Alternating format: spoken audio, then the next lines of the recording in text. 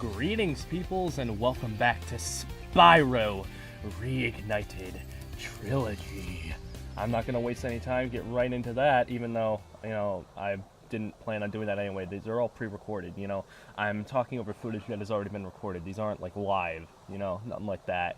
But, for those of you who don't know, I did do a live stream of Spyro Reignited Trilogy, which will be at the end of this video. You can click on those links. There will be an iCard as well. So, if you want to check those out, be my guest. Anyway, this is the next level. So, yeah, let me just talk about the Reignited Trilogy here, since I went pretty in-depth about everything that I thought about, well, the game itself, aside from, this looks beautiful, and I can't think of anything else to say. So, yeah, basically, I've been, following this game since it was even a possibility of being announced. Like, after the Crash and Sane Trilogy came out, and there were rumors about there possibly being a Spyro remake, I was instantly like, yes! Yes! I want to see that! And I've been following the game ever since, until the game's release, It's been fun. Controversy about, all sorts of things, like how purple Spyro is, or how, I guess, Sunset-y the skybox is in one level, which, aren't major complaints, and I would have no problem if those weren't really fixed. But they were changed for the better, in my opinion, and it does look better because of the changes that were made. Here's another dragon here. It's nice, it's fun, and, yeah, that's just, what number is this? 68 out of 80. We only have 12 dragons left to find. So yeah, I've been just following the game since of the possibility of the game's announcement, and, yeah, I'd say it's been worth the wait. I'm a happy boy now that I finally have this game in my hands, or, well, you can't really see my hands right now. I'm holding the game right in my hands right now. I'm holding the game since I have the physical copy, even though it's not much of a physical copy. It's really just, well, one game. Plus, I think it was, with the delay, they were able to fit 1/3 of Spyro 2 and 3 on the disc instead of all of it like it should be. And even if it was a storage issue where they couldn't fit all of games 1, 2, and 3 on disc, or even just games 1, 2, and 3 on 2 discs, it couldn't have been that hard to just get all 3 games on 3 discs. Heck, you could even make that, you could even try, I don't know how easy it would be, but you could try to make it a selling point of sorts to, like, I don't know, have it be nostalgic for how PS1 games like Final Fantasy VII used to come on 3 discs, just like, classic PS1 games, Reignited Trilogy on 3 separate discs. It wouldn't, I don't know, it's not much of a selling point, but you could try to get into that nostalgic, vibe of the game, I guess. Also, this chest here, there's a rocket all the way at the end of this level that I'm supposed to flame, thus causing that rocket to break this chest. But, no, I decided, because I didn't even know the rocket was there to begin with, I thought that you needed to use this enemy's flame to break it. That's not how you're supposed to do it, but, it works. I think that's really cool. I'm able to interact with the environment. Spyro has dynamic, environmental, effects. The world crumbles, different thing. I don't know. It's the PS4, even though I'm pretty sure you could do that in the original anyway, but the PlayStation 4 is powerful. But yeah, it's nice. Right here we got these little jack-o'-lantern, not jack-o'-lantern, wow. Jesters. Well, I was saying jack-o'-lantern, but jesters that can basically, whenever their lights go out, enemies become more dangerous and impossible to damage. So you just gotta flame them. They hide in their little lamp thing, and then the lamp goes off, and then you can fight those enemies. So that's nice. This is Bakiri. I don't even... The only dragon that I can remember off the top of my head is the one dragon that dropped his little easel thing in Town Square. I thought that was funny. That was the guy with the little Spyro statue. I took note of that on the live stream. That's how games 2 and 3 are going to be handled as well, by the way. 2 and 3, when I get to them, which is going to be very soon, I'm going to do a live stream, for example, of 2, the next game. I'm going to live stream it, my first reactions to it, because I'm trying to hold myself back from playing the rest of this. It's hard, guys. You have no idea how hard it is for me to hold myself back from playing through all of this at once. But I'm trying to keep the experience fresh for the live stream. I'm trying to make things fun, more interesting. But yeah, when I get to Game 2, it's going to be a live stream, and anything that I don't finish in Game 2 with that live stream is just going to be a regular playthrough. Like what you're seeing here. I had a live stream of Spyro 1 a few days ago, and what I didn't finish, which is all of this that you're seeing right now, is handled as one of my regular Let's Plays. You know, I'd record the footage, talk over it, make some funny edits, you know, stuff like that.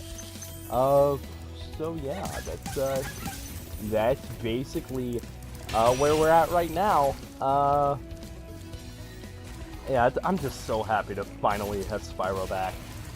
You know, after games like Skylanders and the Legend of Spyro games, which I can't really judge for myself. I've never played the Legend of Spyro games. For all I know, they're good, but you know, overall, I just don't care about the Legends games, or really any game other than the trilogy for that matter. End of the Dragonfly speaks for itself. It's just one of those games. But games like Hero's Tale seemed... I haven't played that game for myself, but it seems... It looks good. For all I know, it's an abomination. But from what I've seen, it looks at least okay. But still, you know, I have no doubt that the original trilogy, Spyro 1, 2, and 3, are the best, and it's great to see that they've gotten a remake, because I love these games. Spyro 2, for those of you who are unaware, it was my first video game of all time. So I'm going to be pretty critical of Spyro 2. That'll probably end up being a lie, because I'm probably just going to be obsessed over how it looks beautiful, guys. It looks beautiful. It's perfect. It's Spyro 2. It's Spyro 2, and it looks so pretty. And that's going to be me being critical of Spyro 2. But it's not at all. I'm just going to be infatuated with how beautiful it looks. And I'm seeing my first game ever being given a graphical facelift. But I'll be as critical as I can be when, you know, these are the circumstances that I'm in right now. But, Spyro 1, I actually just, recently played. Around 2 years ago, I bought the game off the PSN store.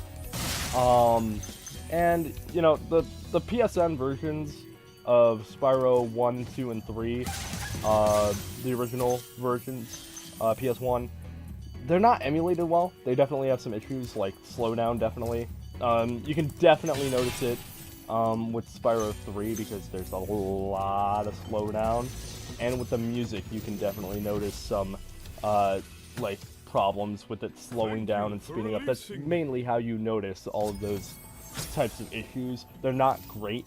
I'd say if you're gonna buy the originals, assuming that you're not planning on getting the Reignited Trilogy, just try and hunt down a physical copy of the original games, because the PSN ports are not really that good. I mean they're fine, they work, but yeah, the slowdown does hurt them a little bit.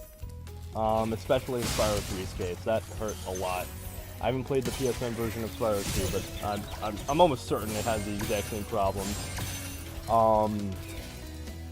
But yeah, I'm just like, this game looks great. Obviously, PS4 remake, but it just looks so good. I was trying to think of what Disney movie that it reminded me of, because like, I could make the blanket statement and just say, oh, it looks like a Disney film. The weird thing is, it looks like a Disney film, yes, but I don't know what, oh, here's a rocket. I don't know what Disney film. Like, I know it reminds me of a specific Disney film. This sounds weird, but again, it reminds me of a specific Disney film. I don't know what that Disney film is. Like, I took a wild guess and said it reminded me of Tangled, but I'm not. That doesn't sound. That's not quite. Like, it reminds me of a specific Disney movie, but I have no idea what that Disney movie is. I know that makes absolutely no sense, but that's what I think. But either way, this game just looks gorgeous. It does. It looks great. If I were to make the blanket statement and said this looked like a Disney film, which I am right now, this game looks like a Disney film, I'd be right because it looks great. Yeah, now we're just going on to the next level. By the way, the Dreamweaver's Hub world is easily my favorite, especially in the Reignited Trilogy. It looks gorgeous. It looks so pretty. It looks so pretty. Just me going around looking for the next level. You know, that fun stuff. I decided to show this off. I could have just edited to the next part, but I showed this off in the live stream. I might as well just show it off here. Just me going around it, talking over footage and stuff like that. You know. Here's the boss right here. Jackie's, Jackies, I think. Jacks.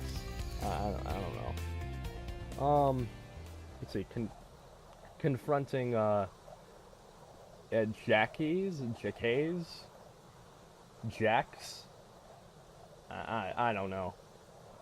I do like that these Toys for Bob kept these flying little thing. I mean, they're very small things that are obvious to include, but I'm glad they kept them either way because they're nice. I like them.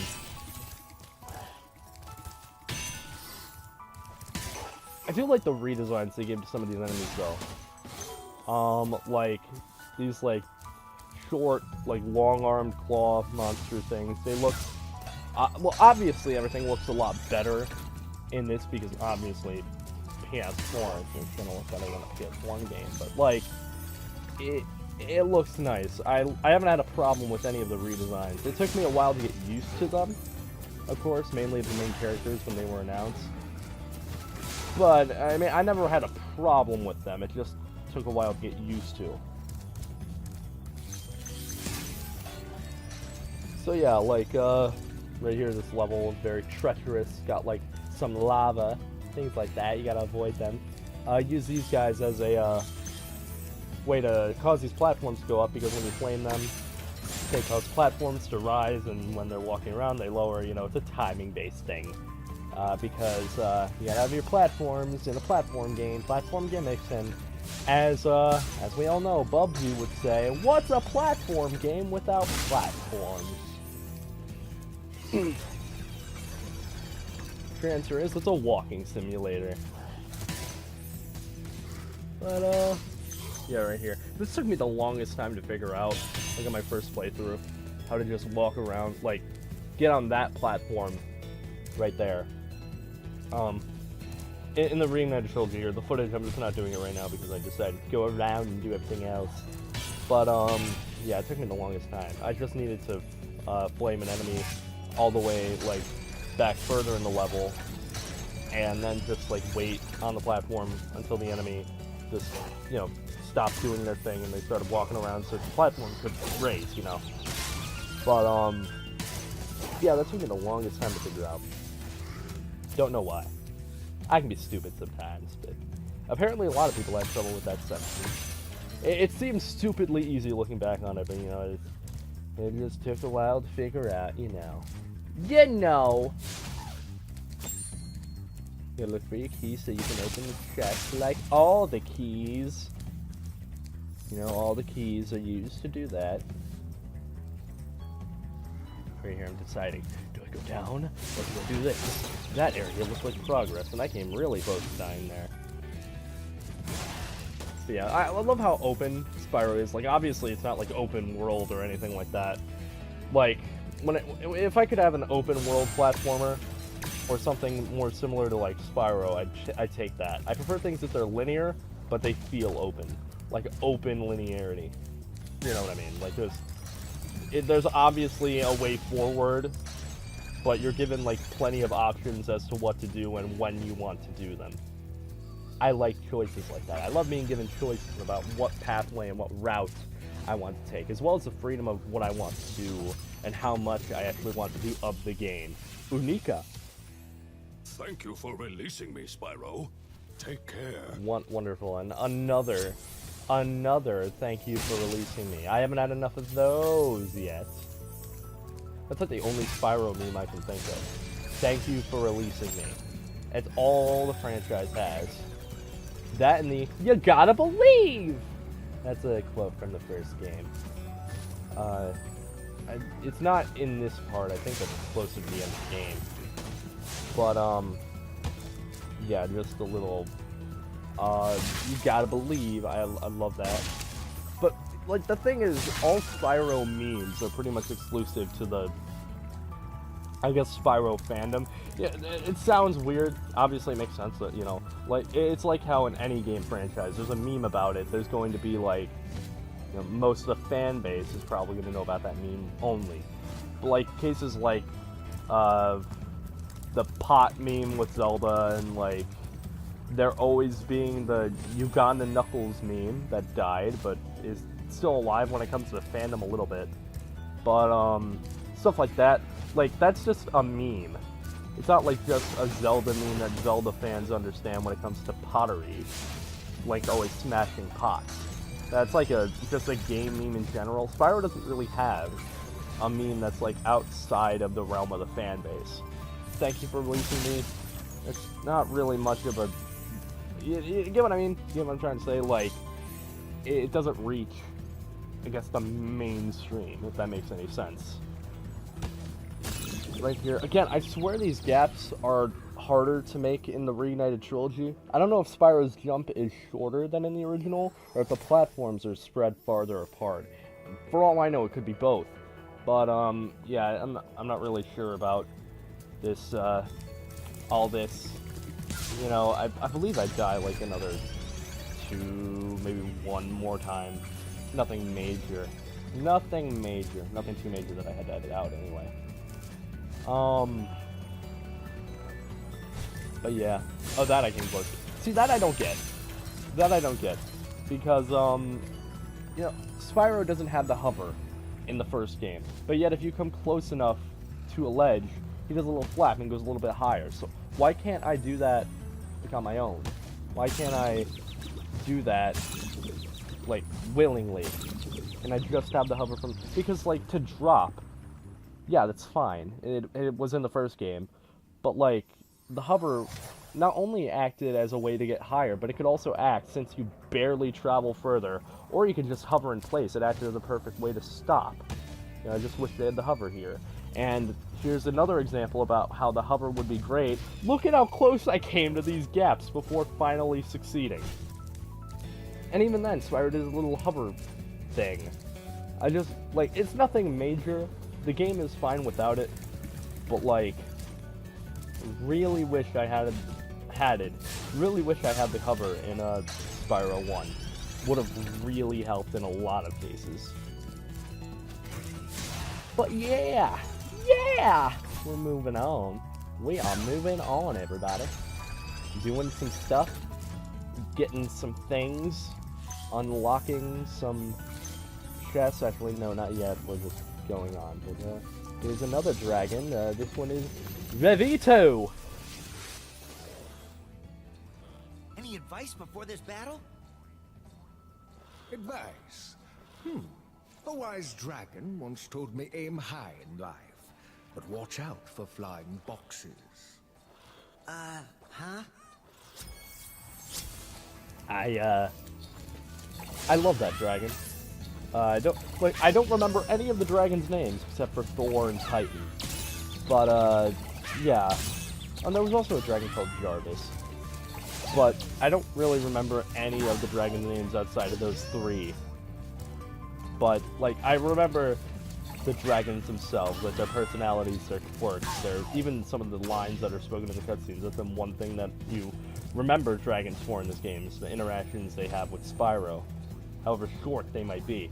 But I never remember their names. Unless it's like, you know, it could be connected to a reference or something like Jarvis with, like, the Iron Man comics and movies and stuff like that.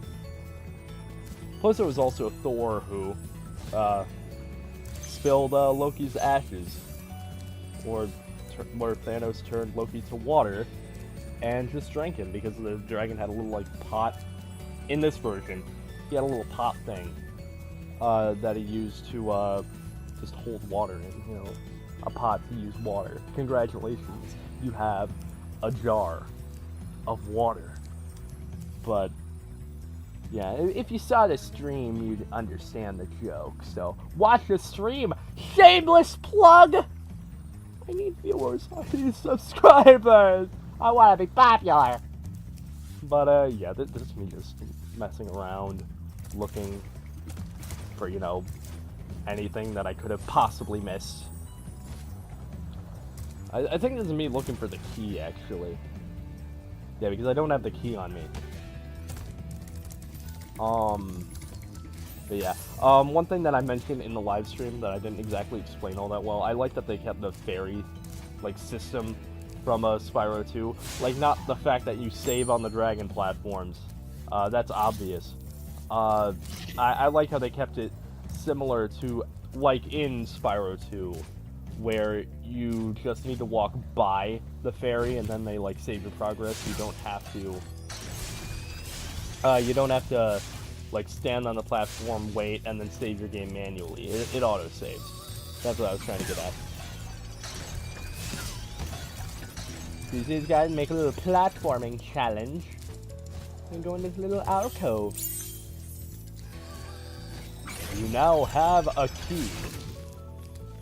I can use that to get, not really money, I don't spend it on anything, but treasure. I can use it to get treasure. Because Spyro's greedy. He'll do anything for money. He'll kill, he'll steal. Spyro's a horrible person. He's a greedy dragon. He's a greedy dragon. And it's got 500 of 500 gems. Absolutely marvelous. Look at that skill there, platforming so quickly. That is my skill. Not that I have much of it, but it's my skill. My gamer skill. Look at those gamer skills! Aw, yeah. Time to return home.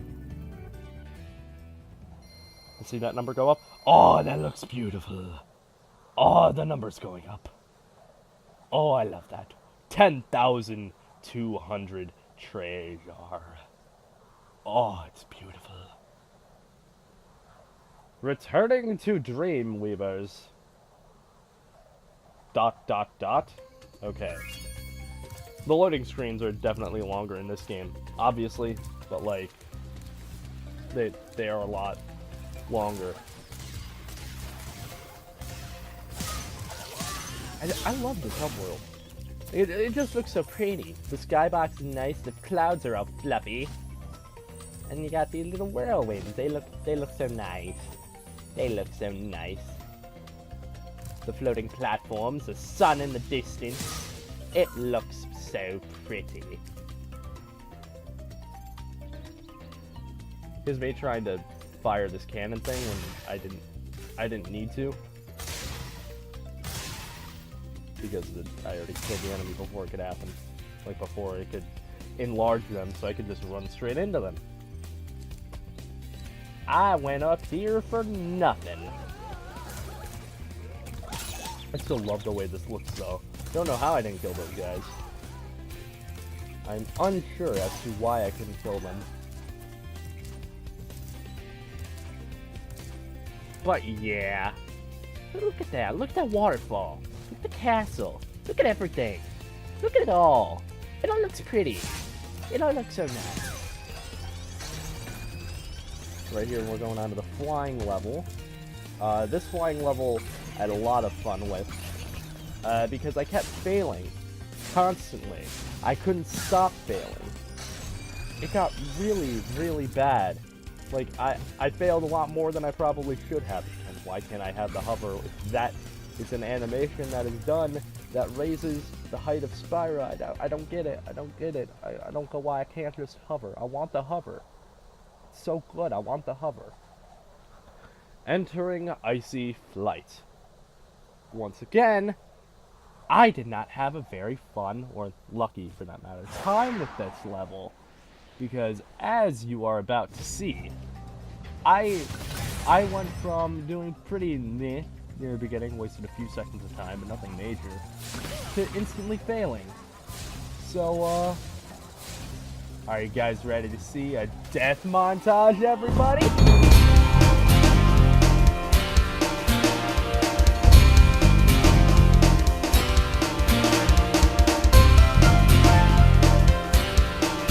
Yeah, I failed quite a bit. This was a successful attempt. And, yeah, I figured out the right pattern. I did everything correctly. Thankfully I did, because it was not fun. I very much, sucked at these levels. A lot. Like, a very much lot.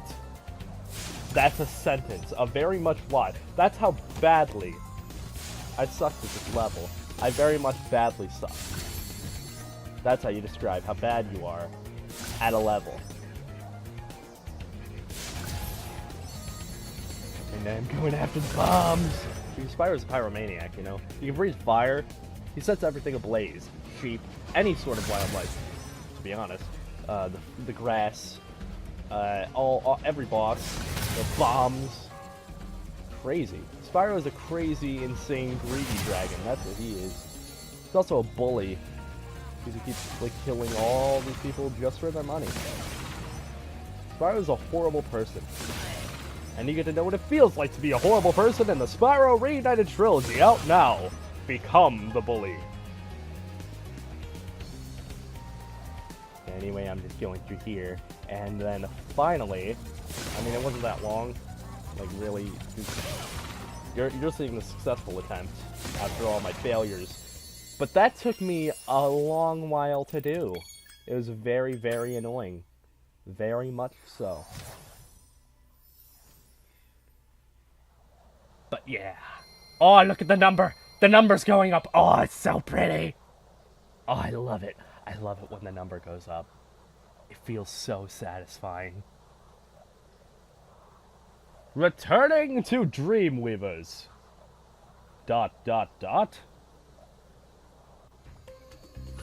And then that is all of Dreamweavers. I have done everything.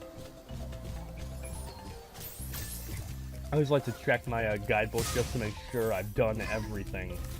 Because I don't want to be leaving anything behind. Rule of thumb is that there's always 6 things to do in Spyro. There are 4 well, stages, levels, whatever. There's 1 boss level, and then 1 flight level. Oh, that's satisfying. Like, I love Spyro. The sound design and everything you do, the music, it's satisfying. That's why I love it. It just feels good to do. It feels good. Feels great, even. Well done, Spyro. I hope you know what lies in store for you. You know, I don't know who voices the balloonist. I wouldn't be shocked if it was Tom Kenny, because he voiced like 80% of the entire cast, counting main characters and NPCs. Tom Kenny gets a lot of work out of Spyro. Entering Ganasty's world, or Nasty's world. It's the correct way of saying it. Nasty's world. It's purple. Like me. Ooh.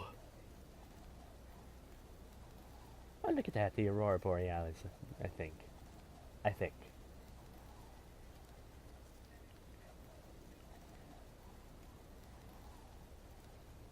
And this is Nasty's world. It's pretty nasty. He deserves to die. He was just staring at me. Like, what are you looking at? Kill it. If people stare at you, in any way that makes you feel awkward, kill them. Cryogenic Gamer approved. I approve this message. I'm a great teacher. Need a lift? I'm a great influence on the kiddies out there. But yeah, I just decided to go after all the gems because I felt like it would be weird to just leave this part off without collecting all the gems that I could at the moment.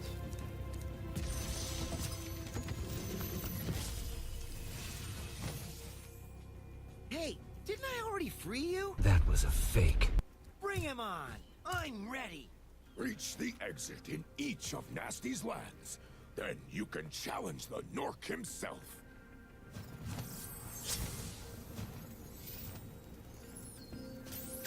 Excellent. Well, that was the part, everybody. I'm glad you all enjoyed it. In the next part, we'll be going on to Nasty's world, or more of it, really. We'll just be continuing the levels. But anyway, I have been the Cryogenic Gamer. This has been fun. I'll be continuing this in the next part, where we'll finish up the game before moving on to the second one. Good night, everybody.